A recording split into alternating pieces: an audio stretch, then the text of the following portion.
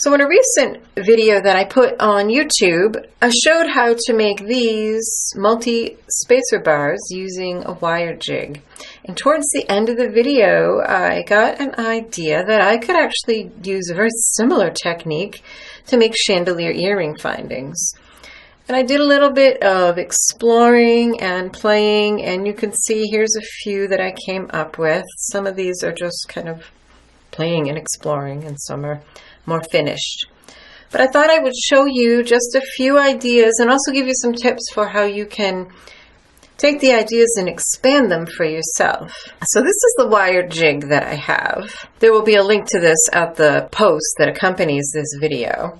It's a nice one because it's metal, it's heavy duty. I like that I have 4 different sizes of pegs, these big round ones, these smaller ones, and then there's actually 2 sizes of these smaller ones, these and these. And so that gives you more possibilities for designing. Now when I looked at these have been hammered, and I'm not going to try to pull them out of shape because it'll just distort. But I realized that if I just pulled this up, I would have a round shape, well, something like this.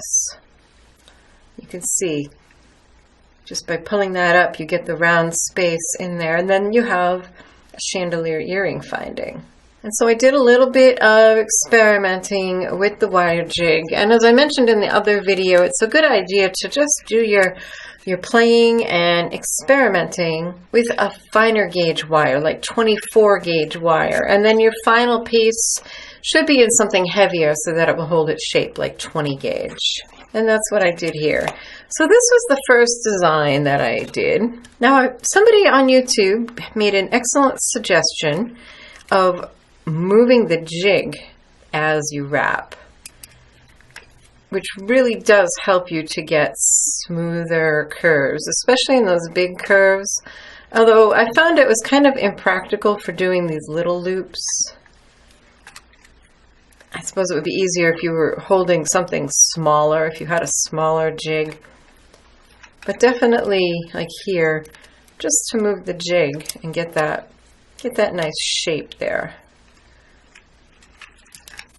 So you can see I have this shape, and I have one just like it right here, all finished. Except what I've done is took one of the 2 loops that I put on the top one, so the loop that I started and ended with, I turned one of them down. That way you can have a nice dangle in the middle of your chandelier finding.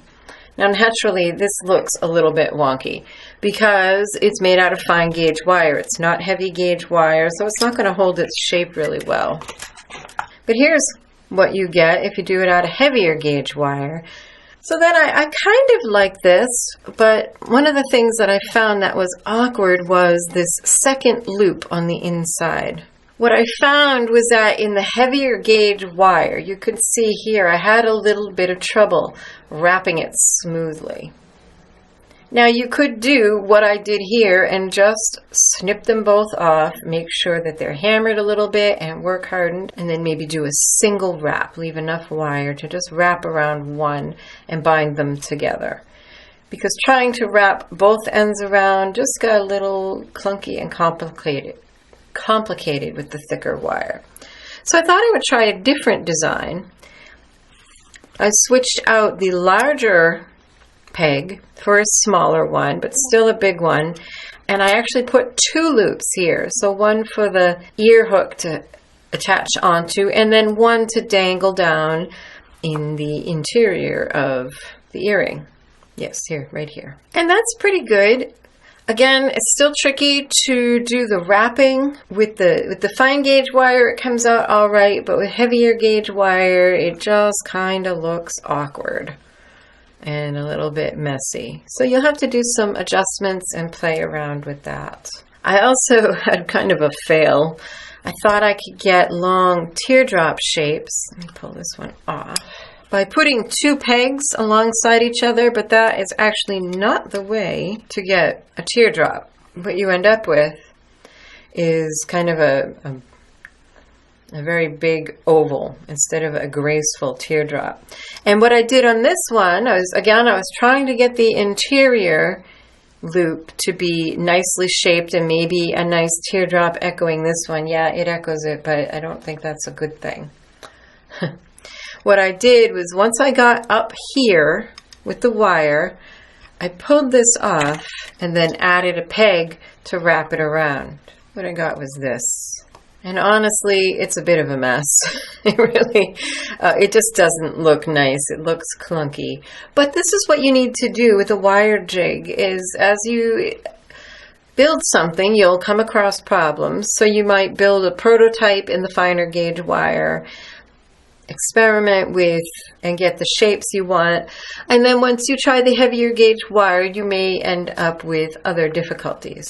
And really, this is a very nice, graceful shape. The only difference between this one and this one is that for this one, I used the slightly larger pegs for these loops, and I think they're more in proportion with this shape.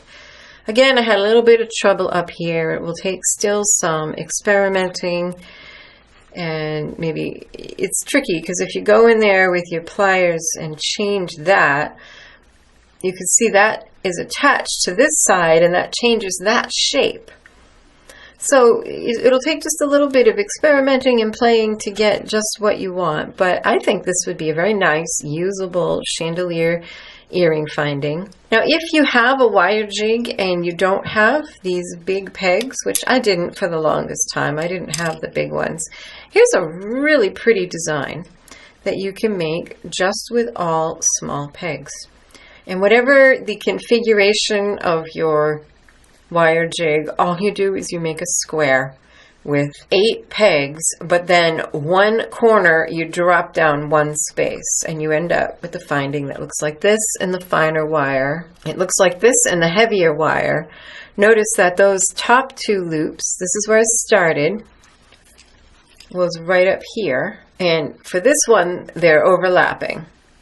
And it's very graceful and pretty. And you could actually have this earring finding going either way. That's rather beautiful too. And this is how you get a nice teardrop shape, by the way.